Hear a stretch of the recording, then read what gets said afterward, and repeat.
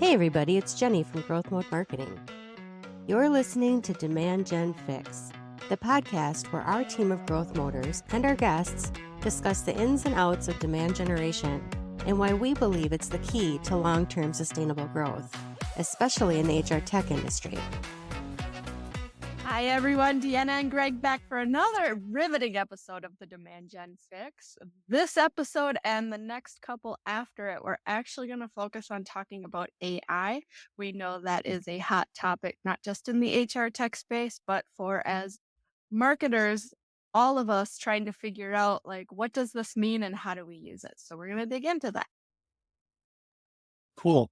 Yeah, it's going to be fun. In this episode, we're going to introduce some fundamentals of AI, share some of our tips on experimenting with the AI tools in your marketing strategies. This one is basic, so it's good for people that are just looking to start understanding and working with AI. In our second episode, we're going to discuss some of the AI tools that we've been using, what's working for us and what isn't, where we're hitting roadblocks or stumbling blocks or still need to learn more ourselves. And then in our last one, where we want to look at human AI collaboration, the importance of human oversight in using AI. And will be episode 3 of our AI foundations.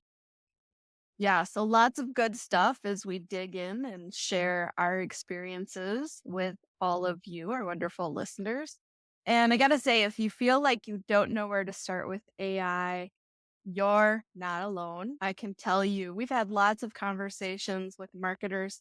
I've had lots of conversations with actually other agency owners when everyone's trying to figure out AI, what it means in marketing, and quite frankly, in the broader sense. Obviously, in HR tech, AI is not something new. It's being built or has been built into a lot of technologies out there. And from an HR tech company perspective, many of you may be grappling with how to manage this new AI world from an HR perspective. We're going to look at it from a marketing perspective because there are lots of tools and things out there as well. And Greg, I know you had some research that you uncovered that talked about how many companies are using AI today. Tell us a little bit about that. Yeah, there's a great organization called the Marketing AI Institute, and they've been around actually for 6 or 7 years now. And they do a yearly report on the state of AI and marketing. And their latest information came out just a month or so ago. And what they found is only 24% of organizations had any AI focused education or training, and only 34% of them had any AI policies or guidelines. So obviously, everybody's in the early stages of understanding AI and trying to understand how to use it. So it's really important just for all of us to just stay curious and stay open to learning, have a learner's mindset and keep trying things out and testing things out. You just have to play around with it and not worry that you're going to break anything other than making sure you're not breaking any rules if your company says you can't use AI, because some companies do have strict rules around it. But most of them, obviously, most of them don't.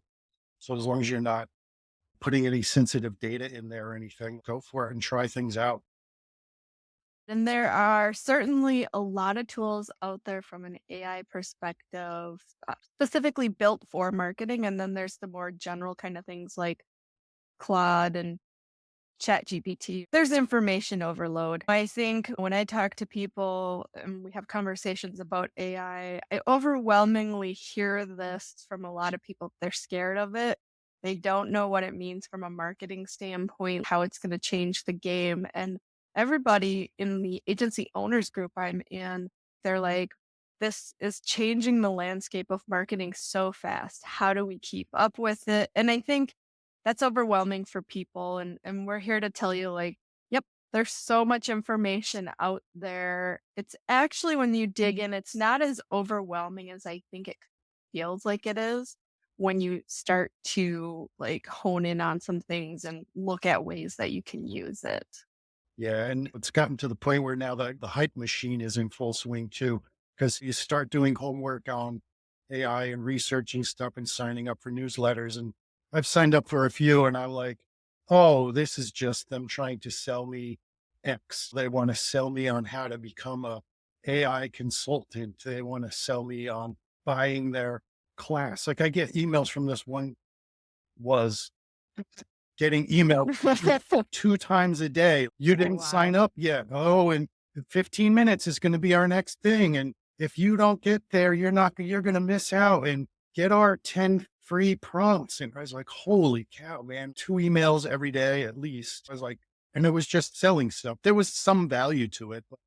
So I think what people should do is just pick a few reliable sources to follow. Otherwise, you're like drinking from a fire hose, right? If you start signing up for all these things, the information is just going to be piling on and you're never going to get a chance to read it. So pick a few things. And then when they start to become like no good anymore, like, okay, I already know this stuff or whatever, then you can peel off those ones and bring on some new ones. But I think don't hesitate to unsubscribe when something isn't good because there's so many good things out there. You're not going to miss out, so make sure whatever you're reading is providing value or podcasts you listen to, or et cetera, et cetera. And then you can curate your own list of things that people that you want to follow. Some are going to come at it from a technology angle. Some will come at it from an HR angle. Some come at it from a marketing angle. So maybe you want to pick one or two of each of those certain angles that you're looking for so that you can get those different perspectives on AI and how to use it.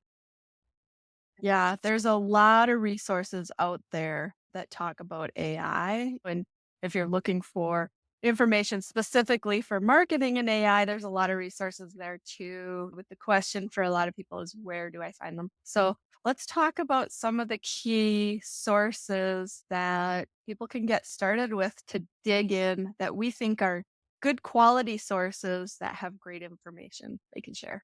The group I mentioned before, Marketing AI Institute, I think they're terrific. They just have so much information and it's all really good. And they do a lot of research and they're connected with a lot of the key players in AI and marketing AI. So they have blogs and podcasts and free classes online. And then also they do paid things and paid classes. They don't force it down anybody's throat and they don't bang it over anybody's head. It's just like, here's all this free stuff, which has all been terrific. And then, by the way, we also have these things that you can pay for that are even more in depth. I think that's a great place to start. The guys that started that up also post a ton of stuff on. That's Paul Rotzer and Mike Capus. And they're just always posting stuff and it's always really useful. So I think there's a lot of information out there, Greg, that you can find that kind of talks about AI and how to use it in marketing and beyond in very high level terms. And I think for a lot of people, when they sit back and think about it, they're like, okay, but how do I use AI? Really? Like you're telling me, oh, you can use AI for marketing to do things with these different types of marketing activities, but that doesn't give you enough like understanding, I think, to really dig in and know how to use it. Obviously, there are resources out there that are more of that practical hands-on. And I know like you're at GrowthMode, our resident AI expert in training on the marketing front. You have done some of those courses. Let's talk a little bit about that. Sure. There's a really great course that I took. It's the woman who organizes, her name is Nicole Leffer, and it's called Foundations of Generative AI for B2B Marketing. And it's an online course. She also does post a lot of really good tips and tricks. So if you follow her, she's really good too. But the class, And that's on I'm sorry. That's on Yeah, LinkedIn where fine. you can follow her. Yeah. I think she's been doing some stuff on TikTok lately too, but I'll have to ask my daughter that one because I don't really follow on TikTok. But anyhow, the class was terrific. It was several different sessions. I think there was maybe a dozen. And she starts from the very basic, how things work, how it's organized, where it came from. And then she gets into just like how to do things and ideas of how to do things. And she gives examples and she shows you how to do it. And then all the way at the end, she talks about how to integrate your AI with Zapier and create some basic automations. So it's really from the beginning to that more technical stuff. And it's just a really good class. So that's definitely worth looking up. I mean, her training was primarily on ChatGPT, or did she cover different things? Yeah, she just focused on that particular tool instead of, trying to talk about all of them because everyone's a little bit different. So that was where she had her focus, and that's where she's spend most of her time, I think. But now she's been saying on some of her LinkedIn posts about how she's been taking what's something that she does in ChatGPT and then trying it in Gemini or trying it in Claude, or having one tool check the work of the other tool to see what else comes up. Yeah, which is crazy. And I imagine someone who hasn't used AI like ChatGPT or Claude or Gemini or some of these other generative AI tools, that sounds overwhelming. Oh my gosh. Now you're not only using one tool, you're checking the work across things. Like it can get a bit complex. It's not actually, when you dig in, as crazy as it sounds, I think, on the surface. But honestly, like my experience has been you really have to dig in with the tool, and ChatGPT is a great one to start with because you can get the free version to play around with it. We can tell you from experience, the $20 a month for the paid version is significantly better. So if you really want to play around with it and get value out of it, it's worth the $20 a month investment. But once you start playing with it, you start to see like how it works well and how it doesn't work well, and maybe where some of the shortcomings might be, and you'll learn as you go. Yeah, absolutely. Absolutely. And there are other courses that you could take online too. There's LinkedIn learning courses, obviously. There's Coursera courses. Just look for who's putting it out there. Because on Coursera, there's classes from institutions like universities and things like that. There's classes from IBM or Amazon. Just if you're going to take one, make sure you're taking it from somebody reputable and that you're going to get some real value and real information out of it.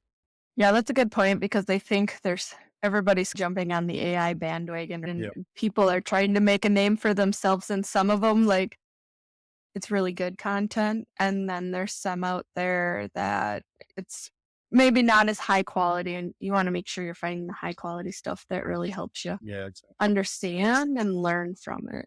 Yeah.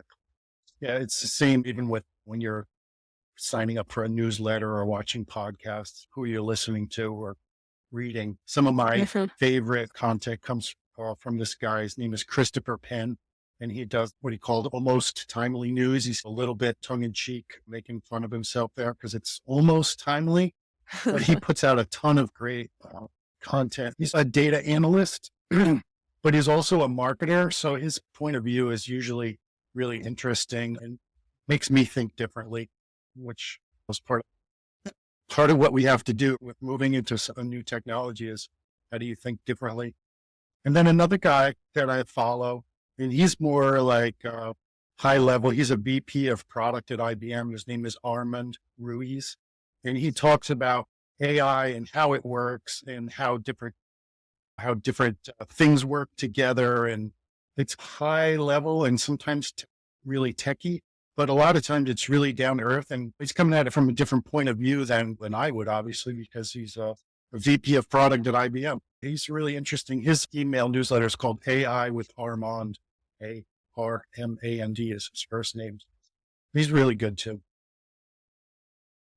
And obviously, we're focused on marketing today, but as our audience are HR tech companies, there's resources out there to look at from an HR tech perspective too. There's a relatively new resource called AIX Files that is focused on AI for HR applications. We found that to be a really great resource for information and kind of thinking around how to use AI. Also, HR.com forums, they do have some AI-focused HR content that we think is worth checking out as well. Whether you want to look at marketing, whether you want to look at how AI is being used for HR, like all of these resources, there's some really good ones out there that can help educate you and keep you in the know, because I can tell you, since we started digging in on AI here at GrowthMode Marketing, like crazy how fast things change and how the tools evolve and how they get smarter and better over time as we've continued to play with them and dig in. And it's good to understand like what's coming next as well. Yeah. Yeah. And it's funny. I just read something the other day. It was AI is the worst it's ever going to be. Like it's only going to get better. That's true.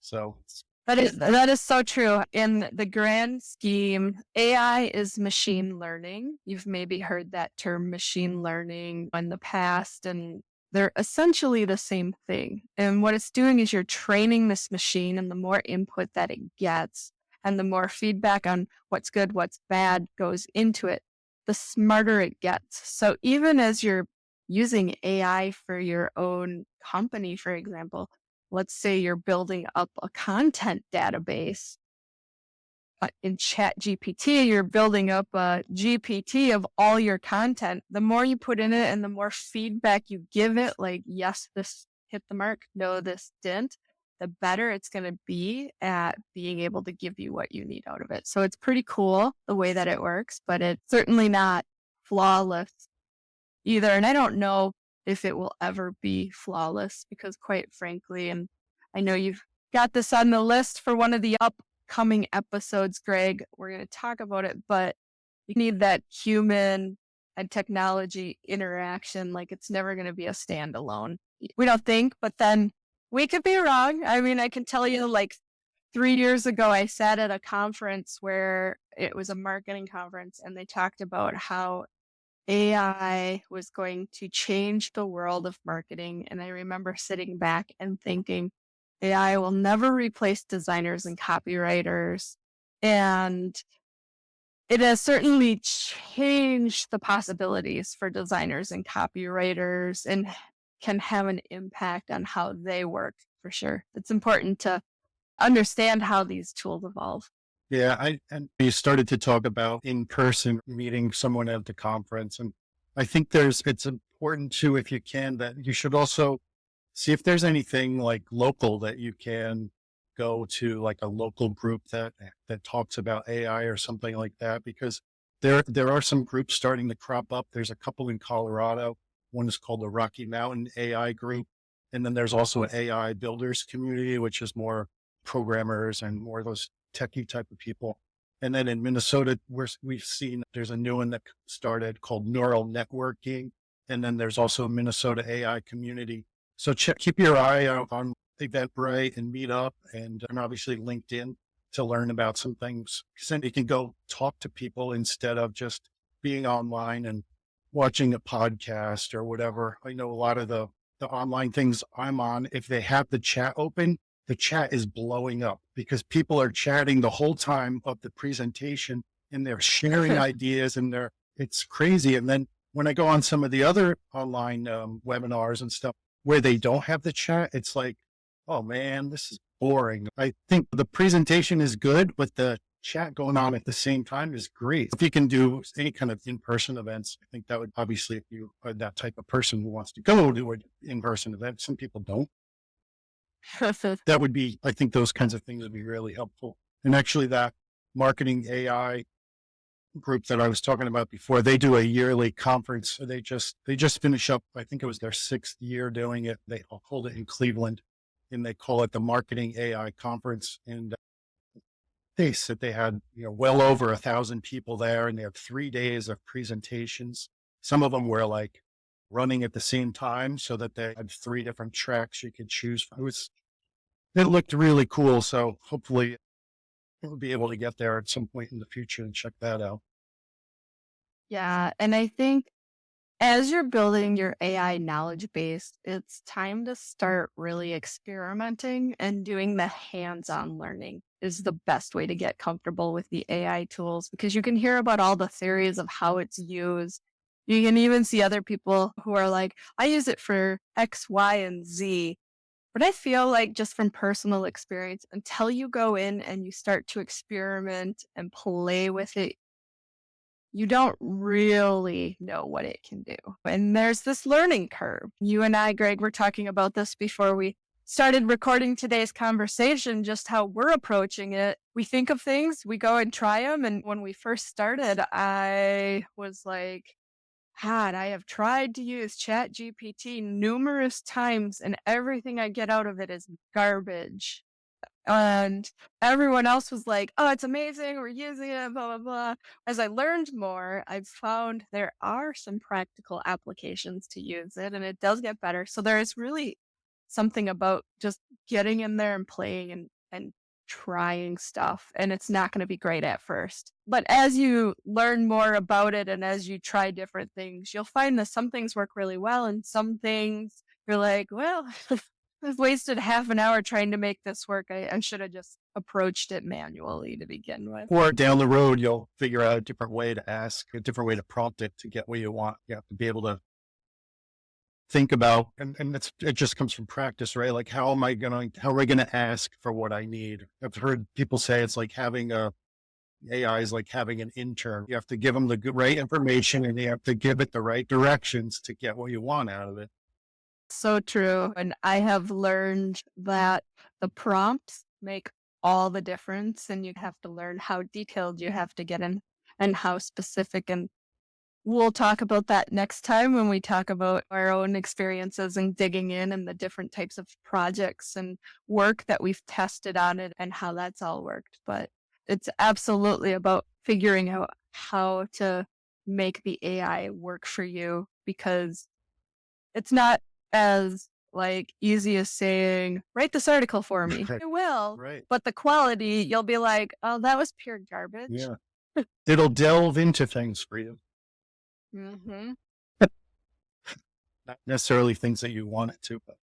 So the one thing just to keep in mind as you're playing around, especially if you're using a free version of the AI tool, is that you don't want to put anything, it's proprietary or sensitive information into there because it could be training off of what you're doing. So you just want to make sure if you make everything anonymous and don't put anything sensitive in there before you start playing around and testing things out. Right. Because essentially you take a Claude or a Gemini or a ChatGPT, which is generative AI, you're building this massive database and it's taking all of the inputs that everyone is putting in there to become part of that database. If you have paid versions, you can check a box to make sure your information is not getting built into the master universal database of the tool. But on the free versions, you don't have that. So like Greg said, it's important to be mindful of what you put in there. If it's proprietary information, maybe don't do that. But if it's something that it's, you know what, if this makes it into that general universal database of ChatGPT, so be it, then you're fine to play with. Some of the things you could start playing around with, if you're using ChatGPT, it has this really cool feature where you can take a PDF or a picture and upload it and then ask it to extract the text from that document. If you hand wrote notes or something like that from a meeting, and then you wanted to type them up, instead of doing that, you could just take a picture and upload it to ChatGPT and ask it for the text, and it'll give you the text so that you don't have to sit and type things out. Or same thing with a PDF. If you have a PDF with a bunch of information that you want, and you could take it out that way, or you could pull it out and say, make this into a bulleted list, and it would do that for you. So just a time-saving little thing, but it's fun to play around with. And then you have to remember that that works and that does that, because a lot of times I'll start typing something and retyping something, and I'm like, oh, that was stupid. I could have just taken a picture and done it in 2 minutes instead of typing for 10 minutes. So just silly little things. I've actually done that, and it is amazing how well it works. I've gone to a conference where all of the sessions, I took notes on the learnings that I was getting out of that, and I came back and I wanted to share them with the team. And it's like, all right, I'm going to have to find time to type these up so I can share it with everybody. And then someone said, why don't you see if ChatGPT can make the notes for you? And I thought, it ain't going to be able to read my writing. But I took a picture, uploaded, and asked it to create notes and